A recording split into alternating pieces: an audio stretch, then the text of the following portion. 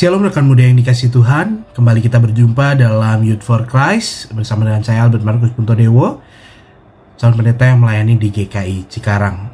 Hari ini kita akan bersama merenungkan terkait dengan tema berbelas kasihan. Tapi sebelum itu mari kita bersatu dalam doa. Sungguh kami beruntung ya Tuhan, punya Allah yang senantiasa berbelas kasih kepada kami, senantiasa menopang, melindungi, menyertai kami dalam perjalanan kehidupan kami. Ajarlah kami Tuhan untuk dapat mengerti belas kasih Tuhan itu, dan ajarlah kami juga untuk dapat berbelas kasih kepada sesama kami. Tuntun kami dalam pembacaan perenungan kami pada hari ini, sertailah sehingga kami dapat memahami dan juga dapat melakukannya dalam kehidupan keseharian kami.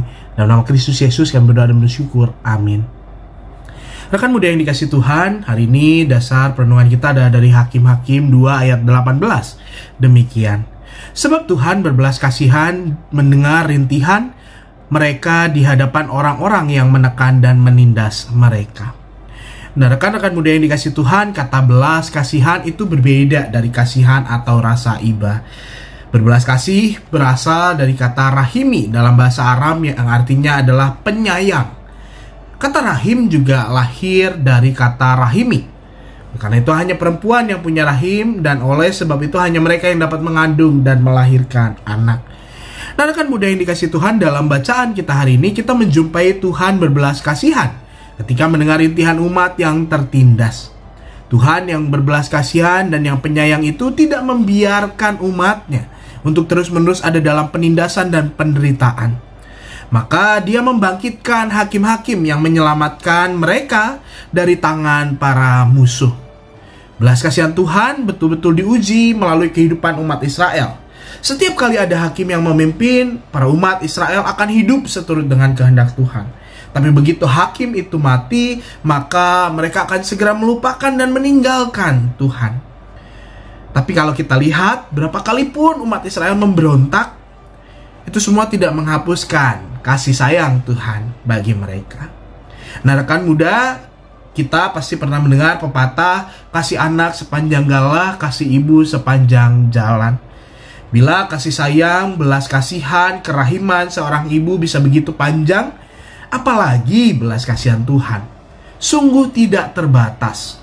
Namun itu semua tidak boleh dipakai sebagai alasan untuk hidup seenaknya serta melanggar aturan dan perintah ketetapan Tuhan. Nah, sebaliknya, justru karena belas kasihan Tuhan yang tidak terbatas, maka kita juga punya kesempatan untuk menikmatinya. Sehingga kita harus hidup seturut dan sesuai kehendak Tuhan atas rasa syukur kita terhadap belas kasih yang diberikan Tuhan. Nah, salah satu caranya adalah dengan menunjukkan sikap belas kasihan kepada sesama yang sedang tertindas. Mari kita mewujudkan belas kasih Allah itu dalam hidup keseharian kita kepada sesama kita. Mari kita mengakhiri renungan kita di dalam doa. Mari kita berdoa. Tuhan, sungguh kami menyadari ada belas kasihan Tuhan yang begitu dalam, begitu panjang dalam kehidupan kami. Kami sungguh bersyukur atas segala belas kasih yang ditunjukkan oleh Tuhan. Tuhan, kini ajarlah kami untuk dapat mewujudkan rasa syukur itu melalui hidup seturut dengan kehendak Tuhan. Menunjukkan belas kasih juga kepada sesama kami yang sedang tertindas maupun ada dalam penderitaan. Sehingga dengan demikian cinta kasih Allah juga dapat dirasakan oleh sesama yang ada di sekitar kami. Tuntun kami ya Tuhan, beri kami hikmat sehingga kami dapat menjaga hidup seturut dengan kehendak Tuhan, pun kami dapat tetap menjadi berkat dan berbelas kasih kepada sesama. Kami serahkan kehidupan kami ke dalam tangan penyertaan Tuhan. Biarlah Tuhan yang menuntun dan menolong kami. Amin.